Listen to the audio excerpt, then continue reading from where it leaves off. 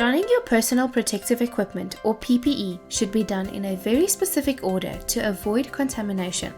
There is no emergency in a pandemic. When donning or doffing your PPE, you should always have a colleague or a spotter to assist you and make sure that you follow each step of the procedure. Review the precautions for the specific isolation criteria and procedure to be performed and select the appropriate PPE to apply. In certain cases, you will only be required to wear a mask and a face shield, where in others, you will be required to put on an apron, gown, gloves, and goggles or face shield. In the following procedure, we will demonstrate donning of the full PPE kit. Prevent extra trips in and out of the room by gathering all the equipment and supplies needed before entering the room. Ensure that you eat, drink, and go to the restroom before donning your PPE to prevent unnecessary donning and doffing. Also remove all jewelry, phones, keys, and other personal items, making sure you are bare below the elbows. You should now don your PPE in the following order. Perform hand hygiene, put on a surgical cap, then put on your apron and gown, mask, goggles or face shield, and then gloves. To start off, you should perform the hand hygiene steps. Firstly, put on a surgical cap.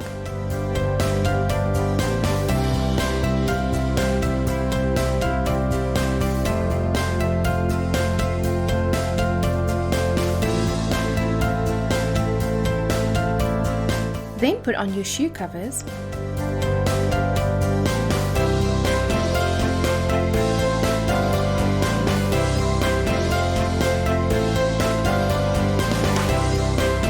Perform hand hygiene, and then don the first layer of gloves. Slip your apron over your head and tie it behind your back.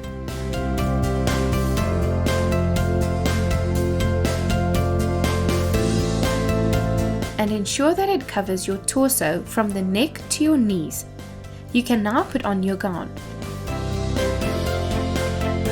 You must ensure that the gown covers your arms to the end of your wrists and can be wrapped around your back and tied.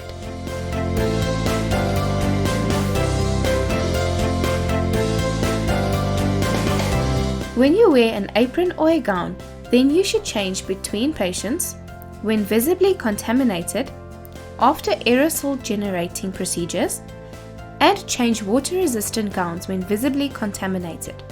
Around the mouth and nose, you should don either a surgical mask for contact procedures or an N95 respirator for aerosol generating procedures.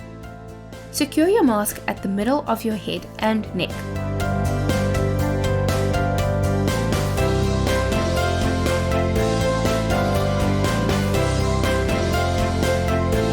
Then fit the flexible band to the bridge of your nose and make sure that it fits snugly to your face and below your chin. Fit check the respirator by blowing air into it. The air should not leak out. If a surgical mask is touched at any time by unwashed hands, gets wet, is soiled, or is removed from the face, it becomes contaminated and should be discarded. Surgical masks that are not touched or wet and were not removed can be worn for 8 hours.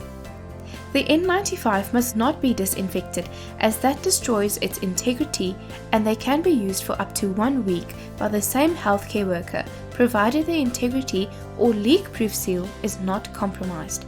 The same N95 mask can be worn when working with several COVID-19 patients sequentially. Don eye protection such as goggles or a face shield and adjust the band to fit comfortably. You can now put on your second layer of gloves.